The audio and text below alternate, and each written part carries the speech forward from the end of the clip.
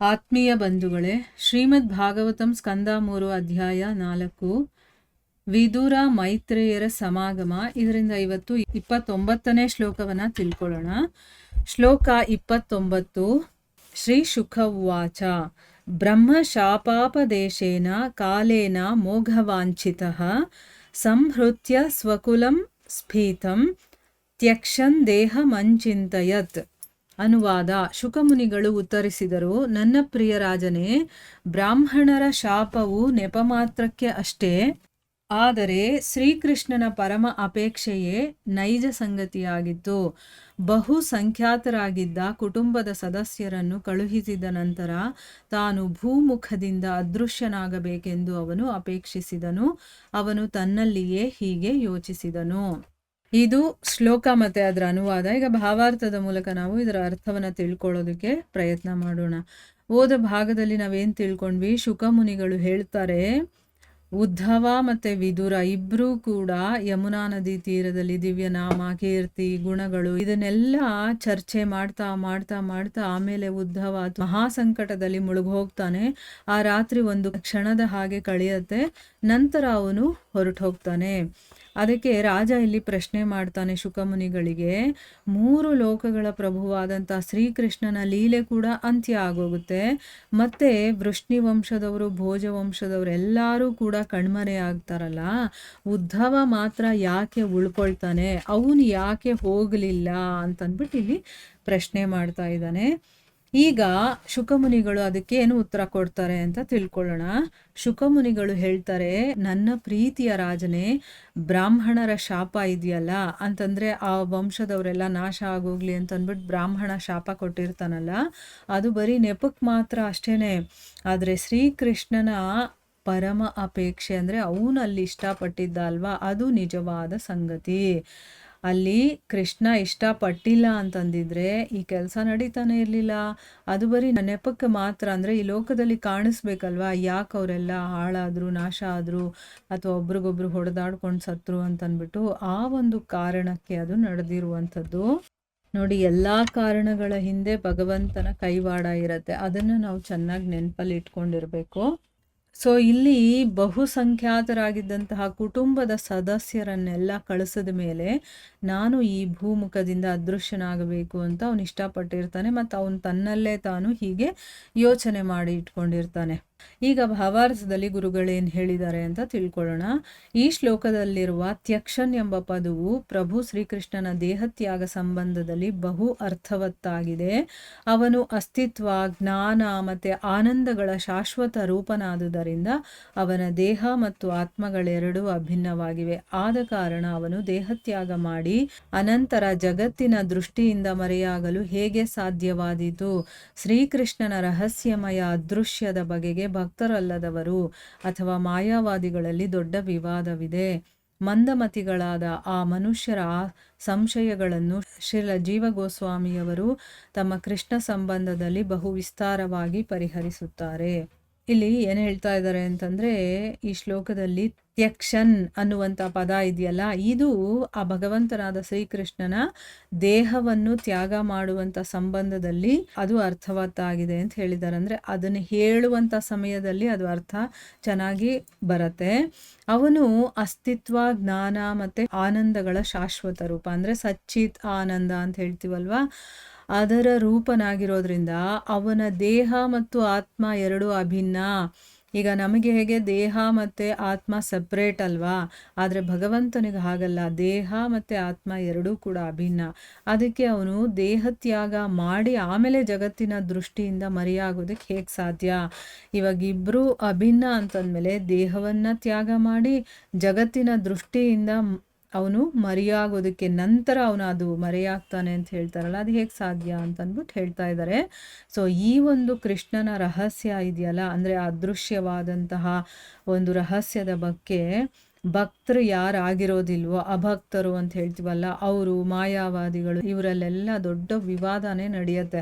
ಅದು ಹೇಗೆ ಸಾಧ್ಯ ಅಂತಂದ್ಬಿಟ್ಟು ಸೊ ಮಂದಮತಿಗಳಾಗಿರುವಂಥ ಈ ಮನುಷ್ಯರ ಸಂಶಯವನ್ನು ದೂರ ಮಾಡೋದಕ್ಕೋಸ್ಕರನೇ ಶ್ರೀಲ ಜೀವ ಗೋಸ್ವಾಮಿಯವರು ಕೃಷ್ಣ ಸಂದರ್ಭ ಅನ್ನುವಂಥ ಒಂದು ಗ್ರಂಥವನ್ನು ಬರೆದಿದ್ದಾರೆ. ಅದರಲ್ಲಿ ಅವರು ವಿಸ್ತಾರವಾಗಿ ಈ ವಿಷಯದ ಬಗ್ಗೆ ತಿಳಿಸಿದ್ದಾರೆ. ಅಂದರೆ ನಮ್ಗೆ ಅರ್ಥ ಆಗೋ ರೀತಿ ಅದನ್ನು ಅಲ್ಲಿ ಹೇಳಿದ್ದಾರೆ ಅಂತಂದ್ಬಿಟ್ಟು ಇಲ್ಲಿ ಹೇಳ್ತಾ ಇದ್ದಾರೆ. ಈಗ ಭಗವಂತನ ಭಕ್ತರಿಗೆ ಮಾತ್ರ ಭಗವಂತನ ವಿಚಾರಗಳು ಅರ್ಥ ಆಗೋದು.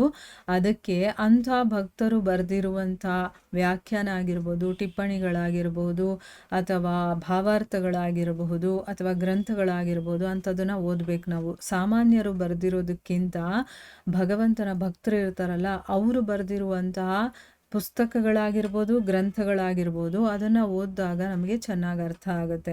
ಭಕ್ತಿಯಲ್ಲಿ ಮುಂದುವರಿಬೇಕು ಅಂತಂದರೆ ಭಕ್ತರು ಬರೆದಿರುವಂಥ ಪುಸ್ತಕಗಳನ್ನೇ ನಾವು ತೊಗೊಂಡು ಓದಬೇಕು.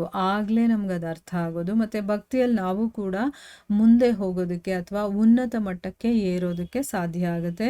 ನೋಡಿ, ಜೀವ ಗೋಸ್ವಾಮಿಯವರು ಕೃಷ್ಣ ಸಂದರ್ಭ ಅನ್ನುವಂಥ ಪುಸ್ತಕವನ್ನು ಕೂಡ ಬರೆದಿದ್ದಾರೆ. ಆ ಪುಸ್ತಕ ಏನಾದರೂ ಸಿಕ್ಕಿದ್ರೆ ನಾವು ಕೂಡ ಅದನ್ನು ಓದೋಣ. ಈಗ ಮುಂದುವರೆದು ಹೇಳ್ತಾರೆ, ಬ್ರಹ್ಮ ಸಂಹಿತೆಯ ಪ್ರಕಾರ ಭಗವಂತನು ಅನೇಕ ರೂಪಗಳನ್ನು ಹೊಂದಿದ್ದಾನೆ. ಭಗವಂತನು ಅಸಂಖ್ಯಾತ ರೂಪಗಳನ್ನು ಹೊಂದಿದ್ದಾನೆ ಎಂದು ಅದರಲ್ಲಿ ಹೇಳಲಾಗಿದೆ. ಪ್ರಭು ಶ್ರೀಕೃಷ್ಣನು ವಾಸ್ತವಿಕವಾಗಿ ಗೋಚರಿಸಿದಂತೆ ಭಗವಂತನು ಜೀವಿಗಳ ದೃಷ್ಟಿಗೆ ಕಾಣಿಸಿಕೊಂಡಾಗ ಎಲ್ಲ ರೂಪಗಳು ಅವನಲ್ಲೇ ಐಕ್ಯವಾಗುತ್ತವೆ. ಈ ಅಚ್ಯುತ ರೂಪಗಳಲ್ಲದೆ ಕುರುಕ್ಷೇತ್ರ ರಣರಂಗದಲ್ಲಿ ಅರ್ಜುನನ ಮುಂದೆ ಅಭಿವ್ಯಕ್ತಪಡಿಸಿದ ವಿಶ್ವರೂಪವನ್ನು ಹೊಂದಿದ್ದಾನೆ. ನೋಡಿ, ಬ್ರಹ್ಮ ಸಂಹಿತೆ, ಬ್ರಹ್ಮ ಬರೆದಿರುವಂತಹ ಗ್ರಂಥ, ಅದು ಕೂಡ ಓದ್ಬೇಕು ನಾವು. ಬ್ರಹ್ಮ ಏನು ಹೇಳಿದಾನೆ? ಯಾಕೆಂದರೆ ಮೊದಲು ಭಗವಂತನನ್ನ ನೋಡಿರುವಂಥವ್ನು ಅವನು, ನಮ್ಮೆಲ್ಲರ ಪಿತಾ ಅವನು ಅಲ್ವಾ, ನಮ್ಮನ್ನು ಸೃಷ್ಟಿ ಮಾಡಿರುವಂಥವ್ನು. ಅದಕ್ಕೋಸ್ಕರ ಬ್ರಹ್ಮ ಸಂಹಿತೆಯನ್ನು ಕೂಡ ಓದ್ಬೇಕು ನಾವು. ಆ ಸಂಹಿತೆಯ ಪ್ರಕಾರ ಭಗವಂತ ಬೇಕಾದಷ್ಟು ರೂಪಗಳನ್ನು ಹೊಂದಿದ್ದಾನೆ, ಅಸಂಖ್ಯಾತ ಅಂತ ಹೇಳಿದಾನೆ. ಅದರಲ್ಲಿ ಪ್ರಭು ಶ್ರೀಕೃಷ್ಣ ನಮಗೆ ಸಾಮಾನ್ಯವಾಗಿ ಕಾಣಿಸೋ ಥರ ಭಗವಂತ ಜೀವಿಗಳ ದೃಷ್ಟಿಗೆ ಕಾಣಿಸ್ಕೊಂಡಾಗ ಎಲ್ಲ ರೂಪಗಳು ಕೂಡ ಅವನಲ್ಲಿ ಐಕ್ಯವಾಗುತ್ತೆ. ಅಂದರೆ ಅವನು ಏನೇನು ರೂಪಗಳಿದೆಯೋ ಎಲ್ಲವೂ ಕೂಡ ಒಂದೇನೆ. ಅದು ಬೇರೆ ಬೇರೆ ಸಮಯದಲ್ಲಿ ಬೇರೆ ಬೇರೆ ರೀತಿ ಕಾಣಿಸ್ಕೊಳ್ತಾನೆ ಅಷ್ಟೇ. ಈ ಅಚ್ಯುತ ರೂಪಗಳಲ್ಲದೆ ಅಂದರೆ ಏನು, ಭಗವಂತ ಒಂದು ರೂಪ ತಗೊಂಡು ಬರ್ತಾನಲ್ವಾ, ಯಾವುದೇ ಚ್ಯುತಿ ಇಲ್ಲದಂತಹ ರೂಪಗಳದು. ಅದಲ್ಲದೆ ಕುರುಕ್ಷೇತ್ರ ರಣರಂಗದಲ್ಲಿ ಅರ್ಜುನನ ಮುಂದೆ ಯಾವ ರೂಪವನ್ನು ತೋರಿಸ್ತಾನೆ? ವಿಶ್ವರೂಪವನ್ನು ತೋರಿಸ್ತಾನೆ ಅಲ್ವಾ. ಅದು ಕೂಡ ಭಗವಂತ ಹೊಂದಿದ್ದಾನೆ, ಅಂದರೆ ವಿಶ್ವರೂಪವನ್ನು ಕೂಡ ಹೊಂದಿದ್ದಾನೆ. ಇಲ್ಲಿ ಈ ಶ್ಲೋಕದಲ್ಲಿ ಸ್ಫೀತಂ ಪದವನ್ನು ಉಪಯೋಗಿಸಲಾಗಿದೆ. ಅದು ಅವನು ತನ್ನ ಅದ್ಭುತ ವಿರಾಟ್ ರೂಪವನ್ನು ತ್ಯಜಿಸಿದನು, ತನ್ನ ಆದಿಯ ನಿತ್ಯ ರೂಪವನ್ನಲ್ಲ ಎಂಬುದನ್ನು ಸೂಚಿಸುತ್ತದೆ. ಏಕೆಂದರೆ ಅವನು ತನ್ನ ಸಚ್ಚಿದಾನಂದ ರೂಪವನ್ನು ಬದಲಾಯಿಸುವ ಸಾಧ್ಯತೆಯೇ ಇಲ್ಲ. ಈ ಸಾಮಾನ್ಯ ಜ್ಞಾನವು ಭಗವದ್ಭಕ್ತರಿಗೆ ತಕ್ಷಣವೇ ತಿಳಿಯುತ್ತದೆ. ಆದರೆ ಶ್ರೀಕೃಷ್ಣನ ಭಕ್ತಿ ಸೇವೆಯನ್ನು ಮಾಡದ ಭಗವದ್ಭಕ್ತರಲ್ಲದವರು ಈ ಸರಳ ವಿಚಾರವನ್ನು ಅರಿಯುವುದಿಲ್ಲ, ಅಥವಾ ಭಗವಂತನ ದಿವ್ಯ ಶರೀರದ ನಿತ್ಯತ್ವವನ್ನು ಅಲ್ಲಗಳೆಯಲು ಉದ್ದೇಶಪೂರ್ವಕವಾಗಿ ವಿವಾದ ಎಬ್ಬಿಸುತ್ತಾರೆ. ಇದು ಅಪಕ್ವ ಜೀವಿಗಳ ವಂಚಕ ಪ್ರವೃತ್ತಿಯ ದೋಷ ನಿಮಿತ್ತವಾಗಿರುತ್ತದೆ. ಈ ಶ್ಲೋಕದಲ್ಲಿ ಸ್ಫೀತಂ ಅನ್ನುವಂಥ ಪದವನ್ನು ಉಪಯೋಗ ಮಾಡಿದ್ದಾರೆ. ಅಂದರೆ ಬಹು ದೊಡ್ಡದಾದ ಅಂತ ಅರ್ಥ. ಸ್ಫೀತಂ ಅಂತಂದರೆ ಆ ಪದವನ್ನು ಇಲ್ಲಿ ಉಪಯೋಗ ಮಾಡಿದ್ದಾರೆ. ಅಂದರೆ ಏನು, ತನ್ನ ಅದ್ಭುತವಾದಂತಹ ವಿರಾಟ್ ರೂಪ ಇರುತ್ತಲ್ಲ ಅದನ್ನು ತ್ಯಾಗ ಮಾಡ್ತಾನೆ. ತನ್ನ ಆದಿ ಮತ್ತು ನಿತ್ಯವಾದಂತಹ ರೂಪವನ್ನಲ್ಲ. ಭಗವಂತನಿಗೆ ಯಾವಾಗಲೂ ಇರುವಂಥ ಒಂದು ರೂಪ ಇರುತ್ತೆ, ಅದನ್ನು ಬಿಡೋದಕ್ಕಾಗಲ್ಲ. ಅಂದರೆ ಸಚ್ಚಿದಾನಂದ ರೂಪ ಇರುತ್ತಲ್ಲ ಅದನ್ನು ಬದಲಾವಣೆ ಮಾಡುವಂಥ ಅವಶ್ಯಕತೆ ಇಲ್ಲ. ಯಾಕಂದರೆ ಆ ರೂಪ ಬೇರೆ ಅಲ್ಲ, ಭಗವಂತ ಬೇರೆ ಅಲ್ಲ. ಅದು ಅವನ ದೇಹ, ಅವನ ಆತ್ಮ ಎರಡೂ ಒಂದೇ ಆಗಿರುತ್ತೆ. ಆದರೆ ಈ ಒಂದು ವಿಷಯ ಇದೆಯಲ್ವಾ, ಇದು ಸಾಮಾನ್ಯವಾದಂತಹ ಜ್ಞಾನ. ಇದು ಭಗವದ್ಭಕ್ತರಿಗೆ ಮಾತ್ರ ತಕ್ಷಣ ಗೊತ್ತಾಗುತ್ತೆ. ಇಲ್ಲಿ ತನ್ನ ರೂಪವನ್ನು ಬಿಟ್ಟ ಅಂತಂದರೆ ತನ್ನ ಒರಿಜಿನಲ್ ರೂಪ ಇರುತ್ತಲ್ಲ ಅದಲ್ಲ, ಈ ವಿಶ್ವರೂಪ ಅನ್ನೋದಿರುತ್ತಲ್ಲ, ವಿರಾಟ್ ರೂಪ ಅನ್ನೋದಿರುತ್ತಲ್ಲ ಅದನ್ನು ತ್ಯಾಗ ಮಾಡ್ದ ಅಂತ ಅರ್ಥ. ಆದರೆ ಈ ಒಂದು ವಿಷಯ ಇದೆಯಲ್ಲ, ಇದು ಕೃಷ್ಣನ ಭಕ್ತಿಯನ್ನ ಮಾಡ್ತಾರಲ್ಲ ಅಂತ ಭಕ್ತರಿಗೆ ಗೊತ್ತಾಗತ್ತೆ ಹೊರತು ಭಕ್ತರಲ್ಲದೆ ಇರೋರಿಗೆ ಈ ವಿಷಯಗಳು ಗೊತ್ತಾಗೋದಿಲ್ಲ. ಭಗವಂತನ ದಿವ್ಯ ಶರೀರದ ನಿತ್ಯತ್ವ ಇದೆಯಲ್ಲ, ಇದನ್ನ ಅಲ್ಲಗಳೆಯೋದಕ್ಕೆ, ಅದರ ಬಗ್ಗೆ ಬೇಡದೇ ಇರೋದೆಲ್ಲ ಮಾತಾಡೋದಕ್ಕೆ ಉದ್ದೇಶಪೂರ್ವಕವಾಗಿ ಅವ್ರು ಏನು ಮಾಡ್ತಾರೆ, ವಿವಾದವನ್ನ ಅವರು ಶುರು ಮಾಡ್ತಾರೆ. ಇದು ಹೆಂಗಾಗ್ಬಿಡುತ್ತೆ, ಇದು ಹೀಗಲ್ಲ, ಇದು ಹಾಗೆ ಅಂತಂದ್ಬಿಟ್ಟು ಬೇಕು ಅಂತ ಏನಾದರೂ ಒಂದು ಅಲ್ಲಿ ವಿವಾದವನ್ನು ಮಾಡೋದಕ್ಕೆ ಶುರು ಮಾಡ್ತಾರೆ. ಅಂಥವ್ರನ್ನ ಅಪಕ್ವ ಜೀವಿಗಳು ಅಂತ ಹೇಳ್ತಾರೆ.